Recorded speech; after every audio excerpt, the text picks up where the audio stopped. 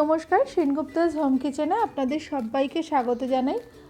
আজ আমরা আলু দিয়ে মাছের ডিমের ডালনার রেসিপি আপনাদের সাথে শেয়ার করব। ডালনাটা বানানোর জন্য প্রথমেই মাছের ডিমের বড়াগুলোকে ভেজে নিতে হবে। মাছের ডিমের বড়া ভাজার আগে মাছের ডিমটাকে পরিষ্কার করে নিয়ে এবার ওর মধ্যে কিছুটা কাঁচা লঙ্কা কুচি, কুচনো পেঁয়াজ, রসুন কুচি অল্প, ধনেপাতা কুচি, স্বাদ মতো নুন, সামান্য একটু হলুদ গুঁড়ো, সামান্য একটু লঙ্কা গুঁড়ো, কিছুটা লেবুর রস। লেবুর রসটা দিলে মাছের ডিমের আষ্টে গন্ধটা লাগে না। আর অল্প বেসন। মা এখানে 1 চামচ আর একটু বেসন দিয়েছে। বেসনটা একটু বুঝে নিয়ে দিতে হবে, বেশি বেসন দিলে বড়াগুলো শক্ত হয়ে যাবে। যদি তেলে দিয়ে দেখেন তেলের মধ্যে বড়াগুলো ছেড়ে যাচ্ছে, তাহলে তখন আরেকটু বেসন দিতে পারেন। এবার এটাকে খুব ভালো করে মেখে নিতে হবে। অন্যদিকে গ্যাসের উপরে কড়া বসিয়ে দেওয়া হয়েছে। এবার ওর মধ্যে অল্প কিছুটা সর্ষের তেল দিয়ে দিতে হবে বড়াগুলো ভেজে নেওয়ার জন্য। তেলটা গরম হয়ে গেলে গ্যাসের ফ্লেমটাকে একদম সিম করে দিয়ে বড়াগুলোকে ছেড়ে দিতে হবে। খুব বেশি তেল দেওয়া হবে না, তাহলে বড়াগুলো ভাজার পর তেলটা কালো হয়ে যাবে। এক এক করে সব বড়াগুলোকে মা চামচে করে এইভাবে ছোট ছোট করে দিয়ে দিয়েছে। সব বড়াগুলো দেওয়া হয়ে গেলে গ্যাসের ফ্লেমটাকে মিডিয়ামে রেখে এবার এগুলোকে বেশ লালচে করে ভেজে নিতে হবে।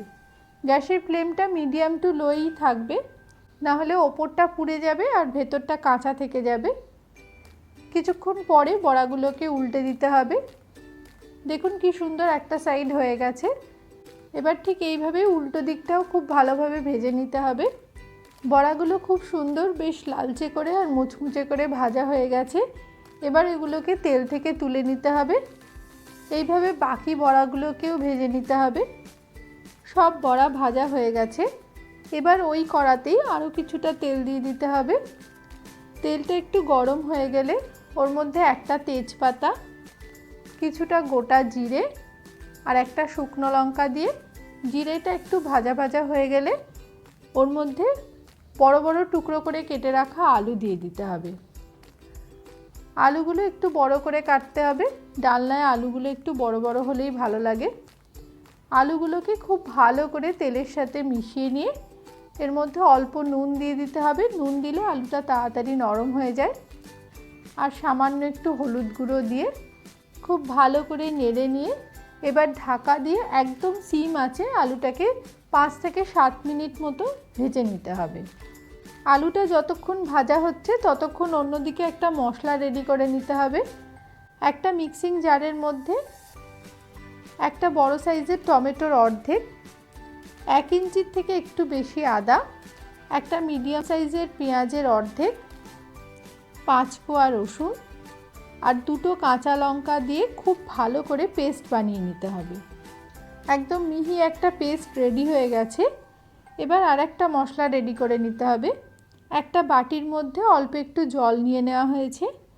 এবার ওই জলের মধ্যে 1 চা চামচ হলুদ গুঁড়ো, 1 চা চামচ লঙ্কার গুঁড়ো, ঝালটা আপনারা নিজেদের পছন্দ মতো দেবেন, 1/2 চা চামচ জিরে গুঁড়ো আর 1/2 চা চামচ ধনে গুঁড়ো দিয়ে খুব ভালো করে মিশিয়ে মশলাটাকে ভিজিয়ে রেখে দিতে হবে। অন্যদিকে আলুগুলোও খুব ভালোভাবে ভাজা হয়ে গেছে। মা মাঝে 2বার নেড়ে দিয়েছিল।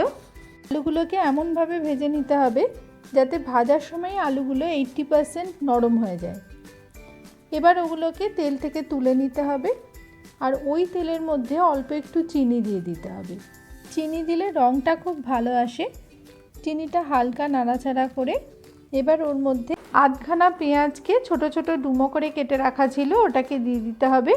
পেঁয়াজটাকে ভালোভাবে নাড়াচাড়া করে হালকা করে ভেজে নিতে হবে, খুব বেশি ভাজার দরকার নেই। পেঁয়াজটা ভাজা ভাজা হয়ে গেলে এবার ওর মধ্যে টমেটো, আদা, রসুন, পেঁয়াজ, কাঁচা লঙ্কার যে পেস্টটা বানিয়ে রাখা ছিল ওটাকে দিয়ে দিতে হবে। পেস্টটা দিয়ে মিডিয়াম ফ্লেমে খুব ভালো করে এটাকে কষাতে হবে যতক্ষণ না পেঁয়াজের রসটা শুকিয়ে যায় আর আদা, পেঁয়াজ, রসুনের কাঁচা গন্ধটা চলে যায়। খুব ভালো করে কিছুটা সময় নিয়ে মশলাটাকে কষাতে হবে। কিছুক্ষণ কষানোর পর এবার ওর মধ্যে আধখানা টমেটোকে লম্বা লম্বা করে টুকরো করে রাখা ছিল, ওটাকে দিয়ে দিতে হবে। এখনও কিন্তু মশলা থেকে পেঁয়াজ, আদা, রসুনের কাঁচা গন্ধটা যায়নি। গ্যাসের ফ্লেমটা মিডিয়ামেই থাকবে আর মশলাটাকে এখনও খুব ভালো করে কষাতে হবে। এই সময় এর মধ্যে স্বাদ মতো নুন দিয়ে দিতে হবে। নুনটাকে সব কিছুর সাথে খুব ভালো করে মিশিয়ে নিয়ে আরও কিছুক্ষণ নাড়ার পর টমেটোটা যখন নরম হয়ে যাবে তখন যে মশলাগুলো জলে গুলে রাখা ছিল ওই গোলা মশলাটাকে দিয়ে দিতে হবে। আবারও খুব ভালো করে নাড়তে হবে যতক্ষণ না এই মশলাগুলোর গন্ধগুলো মিলিয়ে যায়।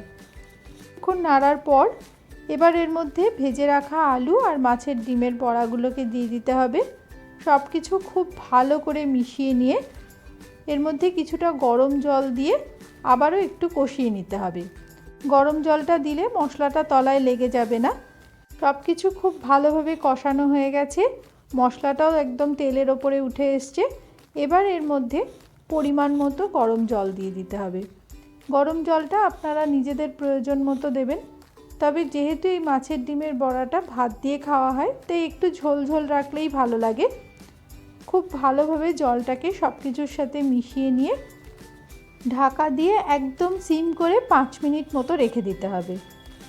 ফিরে এলাম 5 মিনিট পর, আলুও খুব ভালোভাবে সেদ্ধ হয়ে গেছে।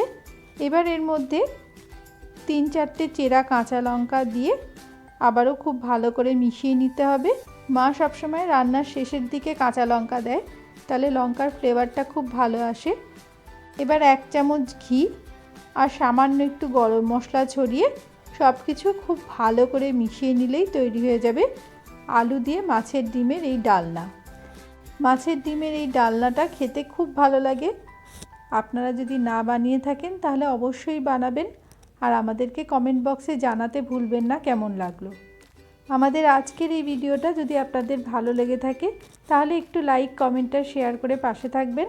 আমাদের চ্যানেলটাকে যদি সাবস্ক্রাইব করে না থাকেন তাহলে একটু সাবস্ক্রাইব করে পাশে থাকা বেল বাটনটা টিপে দেবেন, তাহলে আমাদের পরবর্তী ভিডিওর নোটিফিকেশন সবার আগে আপনাদের কাছে পৌঁছে যাবে।